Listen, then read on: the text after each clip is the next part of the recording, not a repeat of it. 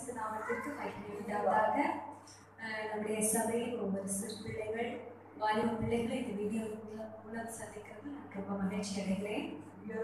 கடந்த வாரத்திலும் வீடியோ போட்டிருந்தோம், எல்லாரும் பார்த்துருக்கீங்க. அதுக்காக கத்திர நன்றியோடு ஸ்தோத்தரிக்கிறேன்.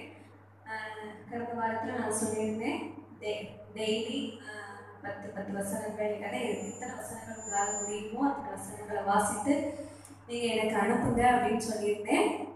அதில் பிளெஸிகா, பிரதிபா, அனுப்ரியா, ஹர்ஷா, ஹேனா, ஜெசிகா, இவங்கெல்லாம் ஒவ்வொரு நாளுமே ஒரு நாள் கூட தவறாமல் எல்லா நாட்களும் வசனங்களை படித்து நீங்கள் எனக்கு அனுப்பியிருந்தீங்க. கேட்கும்போது ரொம்ப சந்தோஷமாக இருந்தது. அதே போல் இந்த வாரமும் நீங்கள் தொடர்ந்து இதே போல் வசனங்களை படிங்க. தேவனும் சந்தோஷப்படுவார். நம்முடைய பெற்றோருக்கும் அது எங்களுக்கும் மிகுந்த சந்தோஷம் அளிக்கிறதா இருக்கிறது. அதனால இதை தொடர்ந்து நீங்கள் ஃபாலோ பண்ணுங்க. அது போக இந்த வாரத்தில் நீங்கள் ஒரு நாளும் எந்த வேத பகுதியை நீங்கள் வாசிக்கிறீங்க அந்த வேத பகுதியும் எங்களுக்கு அனுப்புனா நல்லாயிருக்கும். டெய்லி நீங்கள் எந்தெந்த எவ்வளோ பிடிச்சிருக்கீங்க அப்படின்னு தெரிஞ்சுக்கிறதுக்காக தான். அதனால் டெய்லி நீங்கள் படிக்கிற வேத பகுதியை எங்களுக்கு அனுப்பும்படி அன்பாய் கேட்டுக்கொள்கிறேன். சரி, நம்ம இப்பொழுதும் ஜெபிக்க போகிறோம். எல்லாரும் இந்த வீடியோவை ஸ்கிப் பண்ணாமல் எங்களோட சேர்ந்து நீங்களும் ஜெபிங்க, வசனங்களை கவனிங்க, பாட்டுகளை பாட வேண்டுமாய் கேட்டுக்கொள்கிறேன். எல்லாரும் ஒரு தனியாக ஒரு இடத்தை சூஸ் பண்ணி அதில் உட்காந்துக்கோங்க. வீடியோவை ஆன் பண்ணிவிட்டு எங்களோட கூட நீங்களும் ஜெபிக்கும்படியாக வார்த்தைகளை கேட்கும்படியாக அன்பாய் கேட்டுக்கொள்கிறேன்.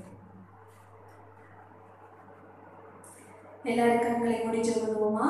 எங்களை நேசிக்கிற நல்ல தகப்பனே, நன்றியோடு ஸ்தோத்திரிக்கிறேன்ப்பா. கடந்த ஒவ்வொரு நாட்களும் கத்திரிகளை கனிமொழியை போல பாதுகாத்தீரே, நமக்கு நன்றி செலுத்துகிறோம். என்னுடைய பிள்ளைகள் அன்றைய ஒவ்வொருவரையும் கத்திர வேலையடைத்து பாதுகாத்து கொண்டீரேப்பா. அதற்காக நமக்கு நாங்கள் நன்றி செலுத்துகிறோம். ஆண்டவரே, வசனங்களை படிக்கும்படியாகவும் மனப்பாடம் செய்யும்படியாகவும் என் தேவன் கிருபை தந்ததற்காக நன்றி. தொடர்ந்து ஆண்டவரே, என்னுடைய பிள்ளைகள் இன்னும் அதிகமான வசனங்களை படித்து மனப்பாடம் செய்து தங்கள் இருதயங்களில் அதை பத்திரப்படுத்தி வைத்து அதை கைக்கொள்ளும்படி கர்த்தர் உதவி செய்வீராக. ஆண்டவரே, இன்னும் கர்த்தாவே சில பிள்ளைகள் அதை ஆண்டவரே ஸ்தோத்திரிக்கிறோம். ஆண்டவரே, வசனங்களை படிக்காமல் இருக்கிறார்கள். அவர்களுக்கும் கர்த்தாவே படிக்க வேண்டும் என்கிற ஒரு வாஞ்சியை கர்த்தர் தாகத்தை கொடுக்க வேண்டுமா ஜெபிக்கிறோம். ஆண்டவரே ஸ்தோத்திரிக்கிறோம் அப்பா. தொடர்ந்து மக்காக வாழ்கிற பிள்ளைகளாய் கற்று மாற்றுவீராக, மக்காக எழுப்பி பிரகாசிக்கிற பிள்ளைகளாய் ஆண்டவரே உண்மையாய் கர்த்தாவே ஆவியோடு உண்மையோடு தொழுது கொள்ளுகிற பிள்ளைகளாய், முழு இதயத்தோடு முழு ஆத்மாவோடு நேசிக்கிற பிள்ளைகளாய் கர்த்ததாமே மாற்ற வேண்டுமாய் ஜெபிக்கிறோம். கரத்தில் எங்களை முற்றிலுமாக தாழ்த்துகிறோம், அர்ப்பணிக்கிறோம். இயேசுவின் நாமத்தில் ஜெபிக்கிறோம் நல்ல பிதாவே, ஆமென். எல்லாரும் வேத பகுதியில மத்தேயு 7ஆம் அதிகாரம் 21ஆம் வசனம். மத்தேயு 7ஆம் அதிகாரம் 21ஆம் வசனத்தை எடுத்து வாசிக்கலாம். பரலோகத்தில் இருக்கிற என் பிதாவின் சித்தத்தின்படி செய்கிறவனே பரலோக ராஜ்யத்தில் பிரவேசிப்பானே அல்லாமல் என்னை நோக்கி கர்த்தாவே கர்த்தாவே என்று சொல்லுகிறவன் அதில் பிரவேசிப்பது இல்லை. எல்லாரும் எடுத்துக்கிட்டீங்களா? மத்தேயு 7ஆம் அதிகாரம் 21ஆம் வசனம். பரலோகத்தில் இருக்கிற என் பிதாவின் சித்தத்தின்படி செய்கிறவனே பரலோக ராஜ்யத்தில் பிரவேசிப்பானே அல்லாமல் என்னை நோக்கி கர்த்தாவே கர்த்தாவே என்று சொல்லுகிறவன் அதில் பிரவேசிப்பதில்லை. கடந்த வாரத்தில் நாம் என்ன பார்த்தோம்? யார் பாவத்தினின்று விடுதலையாக்கப்பட்டு தேவனுக்கு அடிமைகளாய் வாழ்கிறார்களோ, தேவனுடைய பிள்ளைகளாய் வாழ்கிறார்களோ, பரிசுத்தமாய் வாழ்கிறார்களோ அவர்களுக்கு தேவன் பரலோக ராஜ்யத்தை ஆயத்தப்படுத்தி வைத்திருக்கிறார். நித்திய ஜீவனில் நாம் பிரவேசிக்க முடியும். இந்த வாரம் நாம் என்ன பார்க்க போறோம்னா, பரலோக ராஜ்யத்தில் யார் பிரவேசிக்க முடியும்? தேவனுடைய சித்தத்தின்படி செய்கிறவர்கள் தான் பரலோக ராஜ்யத்துல பிரவேசிக்க முடியும். அப்ப தேவனுடைய சித்தம் என்ன, நம்முடைய பிதாவின் சித்தம் என்ன அப்படின்னு நாம் இதெல்லாம் தெரிஞ்சுக்கணும். எப்படி நம்ம பிதாவின் சித்தத்தை அறிந்து கொள்ள முடியும்? வேத பகுதியில யோவான் 15ஆம் அதிகாரம்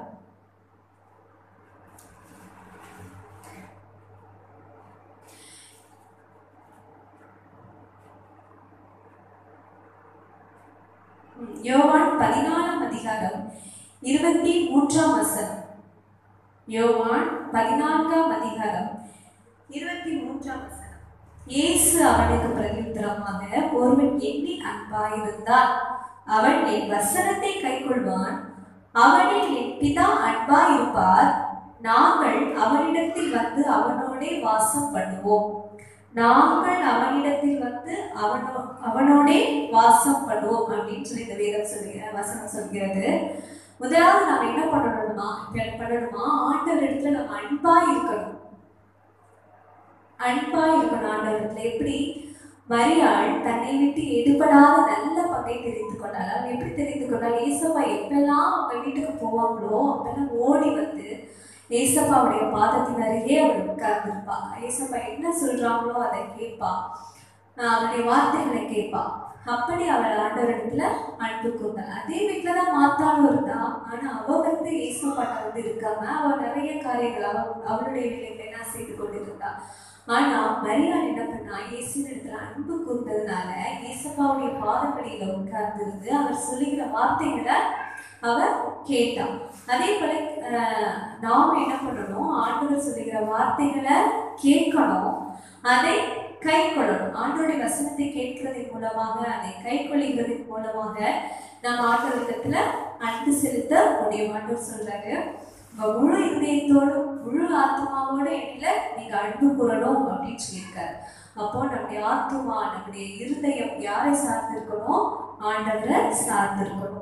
அப்படி நாம் ஆண்டவரிடத்துல அன்பு கூற வேண்டும்.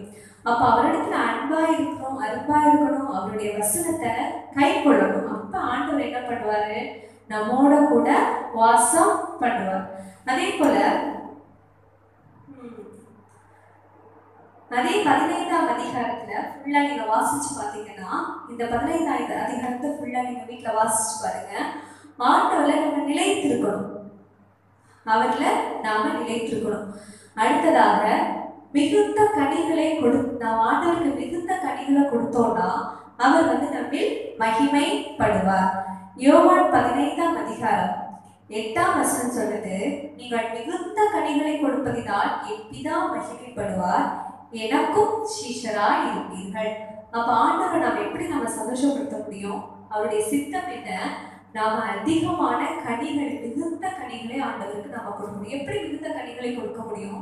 இந்த வசனத்தை நம்ம வாசிக்க அதை கைக்கொள்ள அது நம்முடைய வாழ்க்கையில மிகுந்த பிரயோஜனத்தை கொண்டு வரும். நம்ம மிகுந்த கனிகளை கொடுக்கும்படி அது உதவி செய்யும். நமக்குள்ள தெரியும் ஆவியின் கனிகள். எத்தனை ஆவியின் கனிகள்? 9 விதமான ஆவியின் கனிகள் வேதத்துல சொல்லப்பட்டிருக்கு. இந்த ஆவியின் கனிகளை நாம் எப்படி பெற்றுக்கொள்ள முடியும்னா, இந்த வசனத்தை நாம் அறிந்து கொண்டவர்களாய் அதை திரும்ப நாம் அறிக்கையிட்டு ஜெபிக்கும் போது அது நம்முடைய இருதயத்தில் அது வேர் பற்றி முளைத்து எழும்பி அது மிகுந்த கனிகளை கொடுக்கும்படி நமக்கு உதவி செய்யும். அப்போ யார் வசனத்தை கை கொள்றாங்களோ, யார் தேவனிடத்துல அன்பா இருக்காங்களோ அவங்கள்ட்ட ஆண்டவர் வந்து வாசம் பண்ணுகிற தேவனா இருக்கிறார். தொடர்ந்து நம்ம கிறிஸ்துவுக்குள்ளேயே நாம் நிலைத்திருந்தோம்னா நம்ம மிகுந்த கனிகளை கொடுக்க முடியும். அப்படி நம்ம மிகுந்த கனிகளை கொடுக்குறவங்கள ஆண்டவர் வந்து என்னன்னு சொல்றாருன்னா சிநேகிதர்கள் அப்படின்னு சொல்கிறார். அப்போ நம்ம சிநேகிதராய் தேவனுக்கு நம்ம மாறுகின்ற போது நம்ம ஆண்டவருடைய சித்தத்தை நிறைவேற்றுகிறவர்களாய் இருக்கிறோம். இந்த மாதிரி ஆண்டவரோட நம்ம நெருங்கி ஜீவிக்கும் போது அவர் நம்மை குறித்ததான ஆண்டவருடைய சித்தம் என்ன அப்படிங்கிறத ஆண்டவர் நமக்கு வெளிப்படுத்துவார். அதனால இனியும் நீங்க என்ன பண்ணுங்க, ஒவ்வொரு நாளும் ஆண்டவருடைய வசனத்தை நீங்க வந்து கை கொள்ளணும். ஆண்டவருடைய வசனத்தை அதிகமா நீங்க வாசிக்கணும். யோவான் 14ஆம் அதிகாரம் 6ஆம் வசனம் சொல்லுகிறது, நானே வழியும் சத்தியமும் ஜீவனுமா இருக்கிறேன், என்னாலே அல்லாமல் ஒருவனும் பிதாவினிடத்தில் வரான். அப்ப இயேசு கிறிஸ்து தான் வழி, சத்தியம், ஜீவன். அவர் இல்லாம நம்ம பரலோக ராஜ்யத்துக்கு போகவே முடியாது. எரேமியா 21ஆம் அதிகாரம் 8ஆம் வசனம் சொல்லுகிறது, இதோ நான் உங்கள் முன்னே ஜீவ வழியையும் மரண வழியையும் வைத்திருக்கிறேன். நமக்கு முன்பாக ஒரு ஜீவ வழி, மரண வழி, 2 வழிகள் இருக்கு. இதுல நாம எந்த வழியில போயிட்டு இருக்கோம் யோசித்து பார்க்கலாம். 2 வழியில போகிறவங்களுக்கும் எல்லா விதமான ஆசீர்வாதங்களும் கிடைக்கும், நன்மைகளும் கிடைக்கும். ஆனா முடிவு மரண வழியில போனோம்னா நமக்கு முடிவு மரணம், நித்திய ஆக்கினை நமக்கு கிடைக்கும். ஜீவ வழியில போனா நமக்கு முடிவு என்னது? நித்திய ஜீவன், பரலோக ராஜ்யத்தை நம்ம பெற்றுக்கொள்ள முடியும். யாரெல்லாம் ஜெபம், வேத வாசிப்பு கசப்பானதா இருக்குதா, அப்போ நம்ம எந்த வழியில இருக்கிறோம்? மரண வழியில இருக்கிறோம். அப்ப நாம் என்ன பண்ணணும்? ஆண்டவரிடத்துல மன்னிப்பு கேட்டு நாம் இந்த ஜீவ வழியை நோக்கி ஆண்டவர் பக்கமா நாம திரும்பி வரணும். சரி, இப்பொழுது நம்ம ஒரு பாடலை பாடி நாம் ஜெபிக்க போகிறோம். உம் சித்தம் இயேசுவே, நான் ஒருவன் பாடவே, உத்தம ஜீவியாய் உயர்த்த வேண்டுமே. உத்தம ஜீவியாய் உயர்த்த வேண்டுமே.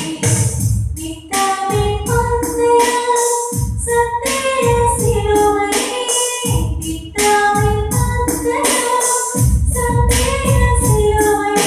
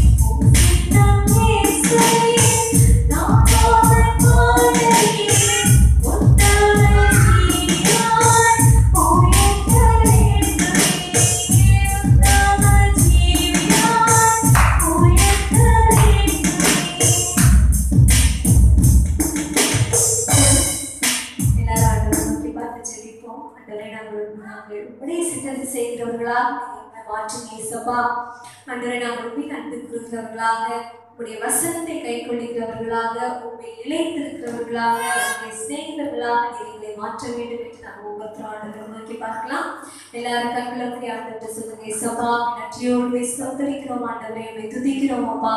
எங்கள் நல்ல தெய்வமே, நன்றியோடு ஸ்தோத்திரிக்கிறோம், உம்மை துதிக்கிறோம் ராஜா. ஆண்டவரே, நீர் செய்த மகாபெரிய கிருபைகளுக்காய், நன்மைகளுக்காய் நாங்கள் நன்றி செலுத்துகிற நாளிலும் கர்த்தாவே, நாங்கள் தியானித்த வசனத்தின்படியாக கர்த்தாவே, உம்முடைய சித்தத்தின்படி கர்த்தாவே நாங்கள் ஜீவிக்கிறவர்களாய் உங்களை மாற்றுவீராகப்பா. பரலோகத்தில் இருக்கிற என் பிதாவின் சித்தத்தின்படி செய்கிறவனே அல்லாமல் என்னை நோக்கி கர்த்தாவே கர்த்தாவே என்று சொல்கிறேன் பிரவேசிப்பதில்லை என்று வேதத்திலே வாசித்தோமே ஆண்டவரே. அப்பா, உடைய சத்தத்திற்கு கீழ்ப்படுகிறவர்களாக ஆண்டவரே, உண்மையிலே நாங்கள் அன்பு கூறுகிறவர்களாக, உடைய வசனத்திலே நாங்கள் நிலைத்திருக்கிறவர்களாக ஆண்டவரே, உங்களுடைய நல்ல சிநேகிதர்களாக கர்த்தாவே எங்களை மாற்ற வேண்டுமாய் ஜெபிக்கிறோம் அப்பா. உடைய கரத்திலே எங்களை தாழ்த்துகிறோம், அர்ப்பணிக்கிறோம். இயேசு கிறிஸ்துவின் நாமத்தில் ஜெபிக்கிறோம் எங்கள் ஜீவன் நல்ல பிதாவே, ஆமென்.